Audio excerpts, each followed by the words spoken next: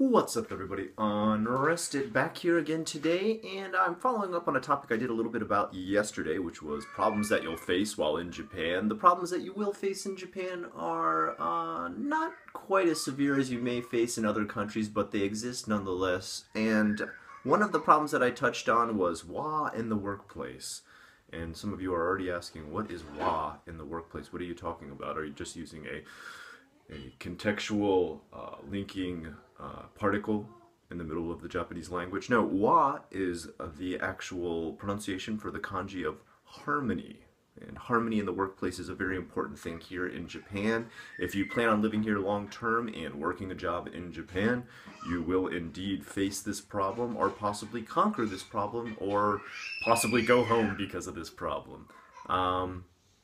I wouldn't necessarily make it be a problem to begin with unless you're someone who cannot adapt very well. If you can adapt, which you should be able to do if you're coming to Japan because you're going to be doing a lot of adapting, then you will be fine with this, and it really isn't a problem at all for you.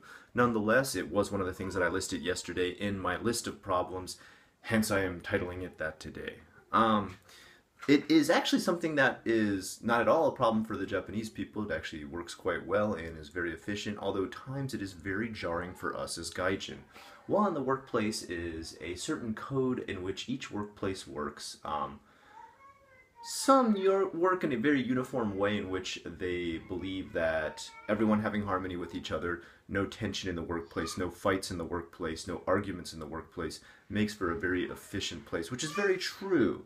But some may bring up ideas that they think are not exactly arguments or fights, but actually are considered arguments and fights in the Japanese workplace. For example, if you have an idea for efficiency or how to better do something that has been done for years and years and years and years and years in that business, they do not want to hear it. Sorry, it's true. It's a rough situation when you see something being so poorly done and want to see it changed. Sorry if that's the company's way, if that is their modus operandi, then you're not coming there to change it. And if you think you are, it actually is quite, I would say, arrogant of you if you think you're going to just waltz into a company that's been around for many, many, many years, because many of these companies have a long history, and think you're going to suddenly give them an idea that is so brilliant that it changes everything.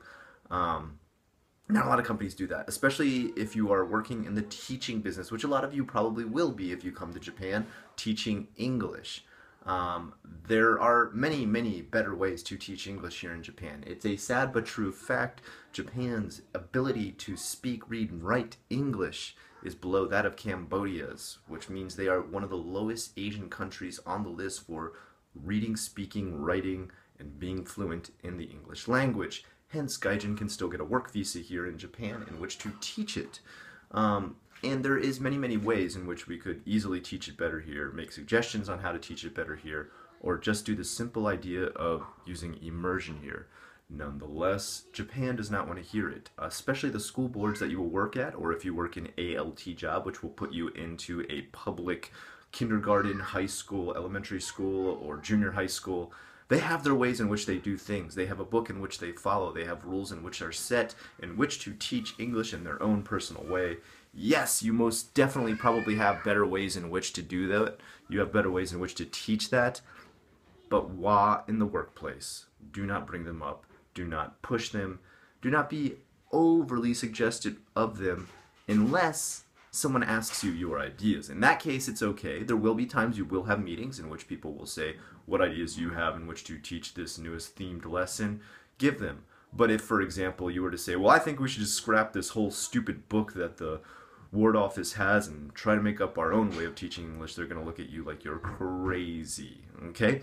So, the big thing I'm getting to is if there is a certain aspect, rule, or tool already set in place long before you come there, and you are not queued up or questioned as to how to make it better, don't try to push your own opinion on anybody in there.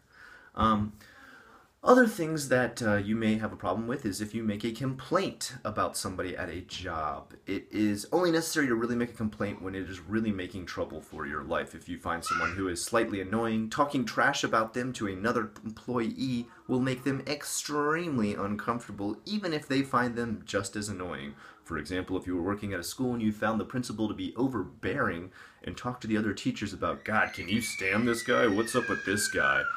They are not going to be talking back to you about that. They're going to walk away in silence and most likely want to turn tail and run. They do not want to be the one caught talking trash later when meetings come up. That too is part of WA, harmony in the workplace. Last but not least, I want to just talk about making a complaint about somebody. This is not trash talking. I'm talking about literally making a complaint as in somebody has, disturbed your private rights or possibly moved into your space in some way that is making your job almost impossible to work.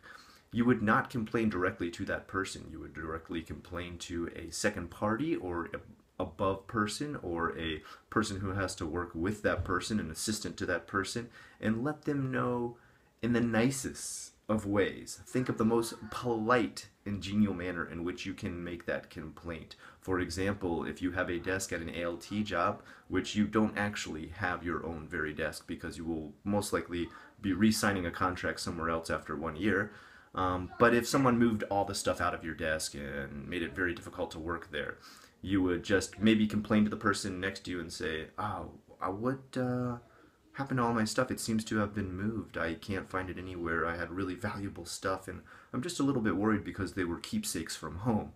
So that would show that you're not necessarily accusing anybody, but you're just really worried about the sentimental value of the things that you had in your desk. That would place more of the value on that rather than the value on making sure you got somebody scolded. See what it is? It's sleight of hand in the way of making your complaints to another party. It's not pushing a very aggressive tone. This is WA and harmony in the workplace. Always when you confront somebody, and if you must confront somebody, please do it in the most genial and political way, the most diplomatic way that you possibly can. Choose your words wisely, whether they be in English or Japanese, if you want to have a long-lasting career in Japan. I'm Unrested. This has been JFAC. If you like what you saw here today, please like, comment, and subscribe.